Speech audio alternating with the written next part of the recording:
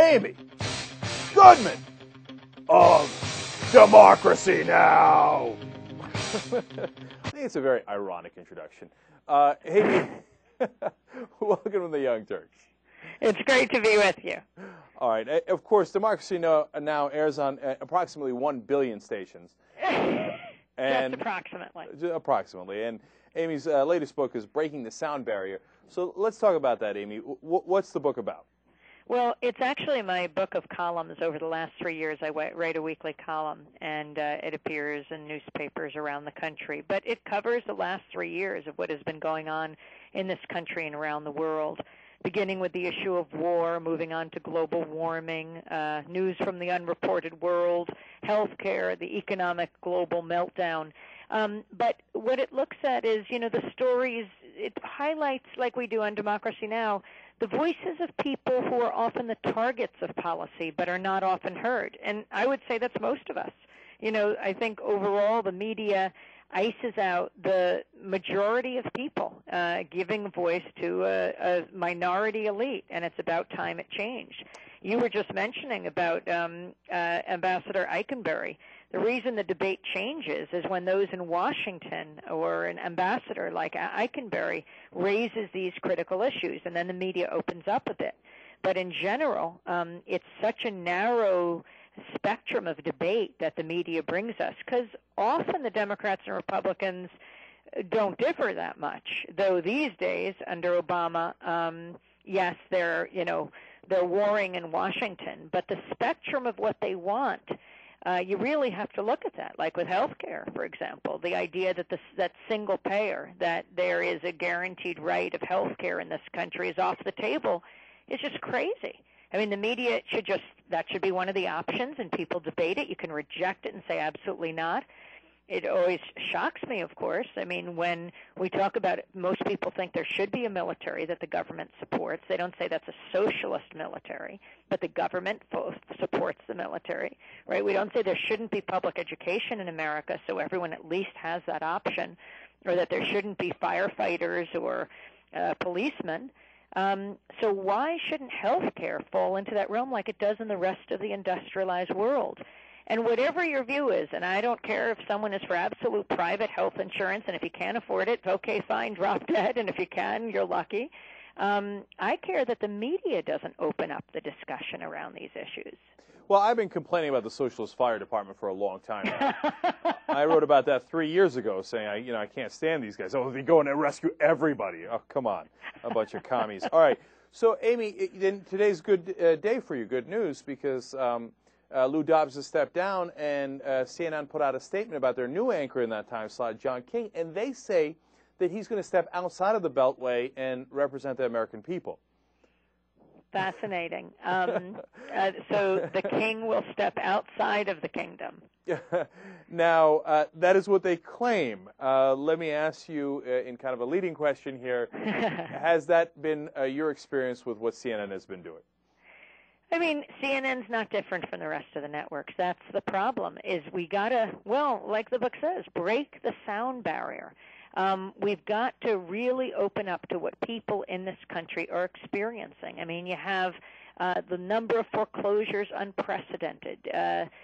Even when you look at what happened at Fort Hood, this catastrophe, the mass killing, and President Obama goes and he addresses the community there, that every month the average is 10 suicides at Fort Hood. I mean, from January to July, it was something like 76. Like every few days, another person kills himself there. And Democracy Now!, we interviewed a couple in Indianapolis, the Kieslings, and their son, Chancellor Kiesling, was in the military for 6 years, went to Iraq, came back, didn't want to go back, was really struggling. His marriage fell apart. And they offered him a lot of money to return. He said no, he's trying to put his life together. But then, he basically got drafted because he was in the reserves. He had to go. He went and he committed suicide when he went back. And now they're waiting a letter of war condolence from President Obama. They feel like their son served their country, and they're not getting it because the president does not sign letters of condolence to families who lost loved ones in the war as a result of suicide. And I think we have to hear these voices, hear what people are struggling with, the tremendous pressure on the military in this country, servicemen and women. We've got to really, in the media, show what this pain is all about. So there are millions of these stories. The problem isn't finding the stories. The problem isn't that apparently that the media doesn't want to find the stories. And so, I pick on CNN a little bit here because, we get what Fox News is doing, obviously, right? And I think MSNBC's primetime programming is a good counterweight to that to some degree. But CNN claims they're the most trusted name in news, and they play it down the middle. But when's the last time they broke a story? And so that leads to the question of, why don't they do these stories? What do you think is the base problem with the media, that they don't actually cover the news going on across the country? It's an echo chamber for the establishment. It's why we need unembedded news. Now, that's, the problem of reporters embedded in the military and the front lines of troops in Iraq and Afghanistan. I'm not saying these reporters aren't brave, but what do you get when you're there sleeping with the troops, eating with the troops? Your life is in their hands. You're covering the war from the trigger end of the gun. Our role as journalists also to be there at the target end. What does that feel like, to be in an Iraqi hospital in an Afghan community, to be in Pakistan when a drone is dropping a bomb on you, is attacking? We're not supposed to be circling wagons around the president. We are supposed to be independent. There's a reason why our profession is explicitly protected by the Constitution, the only one that is, because we're supposed to be the check and balance on power. That's where the hope is with journalists being independent and letting people know what others have to think outside that small circle of pundits in Washington that we watch chattering away on all these networks who know so little about so much, explaining the world to us and getting it so wrong. But, Amy, the system's broken. It's not just a matter of... It is. It's not a matter of a couple of guys who've made wrong decisions here, whether it's leadership of CNN or whoever else it might be. It's that the system doesn't want to know those stories, and the question becomes why? Why don't they want to know? Is it a matter of their sponsors? Is it a matter of, what is it, in your opinion? Yeah, I think it's who they answer to, and that is the power elite. And that can be broken down into those in Washington, D.C., right? The politicians, and they're, across the aisle, both the Democrats and the Republicans, the corporations. It's the what John Perkins, the economic hitman, calls the corporatocracy. And it's not that they sit down, in a room and they work out what will be said and what won't be with those who are heads of corporations and the politicians in Washington. I don't think it's that. It's really just sharing a worldview. It's a kind of establishment consensus.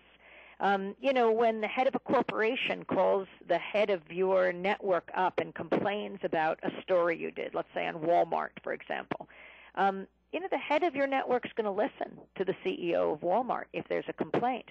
But if a worker who perhaps didn't get health care or was locked in overnight calls up, you'd be lucky if you pass the operator, making that phone call. I think it's who these journalists, these networks are surrounded by, who they answer to, who their advertisers are. And it's bigger than just the advertisers. But I do think we need networks in this country that are not brought to us by the war manufacturers, not brought to us by the insurance industry, not brought to us by the food processors or big pharma, but brought to us by listeners and viewers who just deeply care about what's going on in the world, and they want an independent perspective.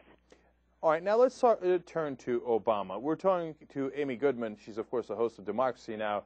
And the author of her new book, Breaking the Sound Barrier. A lot of people, of course, had high hopes when President Obama was sworn in. And I just want to get first a general sense of from you of, so far, are you disappointed? Are you encouraged? Somewhere in the middle? Well, I think it's a matter of a person living up to his promises, but it's more than that. It's not about one individual. We're a year after the election, immersed in these two wars. President Obama is about to be awarded the Nobel Peace Prize in Oslo. At about the same time, he could be announcing a surge in Afghanistan, though we'll see what happens there.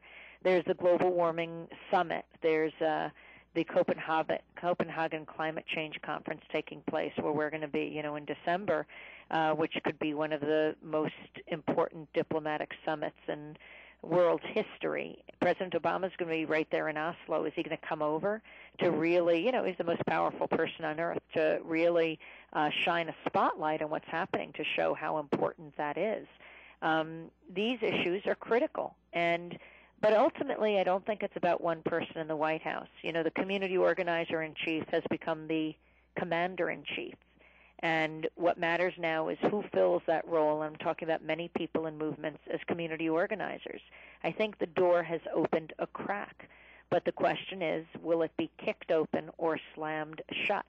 And that's not up to the occupant of the White House. It's up to people all over this country who deeply care about where we're going. Well, one more question along those lines. Probably the thing that I am most disappointed about in the Obama administration, and I think he's done some great things, and I think there actually is a world of difference between Democrats and Republicans, although they're part of the same system, and I think that system is still broken. I still think that there's a difference in degree there. But the part that I'm most disappointed by is the financial reform packages that have been proposed, because that's the real power, and it appears that there's not a real frontal assault on that or a challenge of that as we were promised. He seems to have picked the two Democrats most responsible for bringing this financial crisis in the first place, with the possible exception, of course, of Bob Rubin. But that's Geithner and Summers. So why do you think a guy who campaigned on change comes in and brings us so little change in one of the most important issues like that issue? I mean, that's a very good question, both surrounding himself by those representatives of Goldman Sachs, one person after another from the company itself, or those that are, very much tied to it. And you can also ask the same question of the insurance industry. The bill that's been passed by the House and that's being looked at by the Senate. We had Steffi Woolhandler on Democracy Now! She's a doctor from Harvard who just did a study that, oh my God, it's just amazing. Just on the issue of vets alone, that something like 2,200 of veterans have died in 2008 because they were uninsured. I mean, that's just astounding. And the idea that in the same way the government has bailed out the financial institutions like Goldman Sachs and the others and the banks, basically this bill is a bailout for the insurance industry. They are doing better now if that bill becomes law than they did before. That is what is so incredible. So they make some noises complaining to make it sound like, to cover up that they're actually doing better. As we all, that great sucking sound that Bro used to talk about right up to the top. And why he does this? Well, I think it's complex. He has entered, deeply entrenched in the establishment. Also, the 2010 elections are coming up. And elections that are run by money. Look, I'm talking to you from New York City, who just won as mayor here, Mayor Bloomberg. He spent more money than any candidate in the history of this country outside a presidential race. Spent $100 million, and he just barely won. He's a billionaire, and he actually spent way more than that, because he spent probably well over $100 million just giving money to nonprofits over these past years that, neutralize them so that they don't speak out. And still, to actually the establishment's amazement, they thought it was going to be a landslide, but it wasn't. Money determines, though, still so much in this country.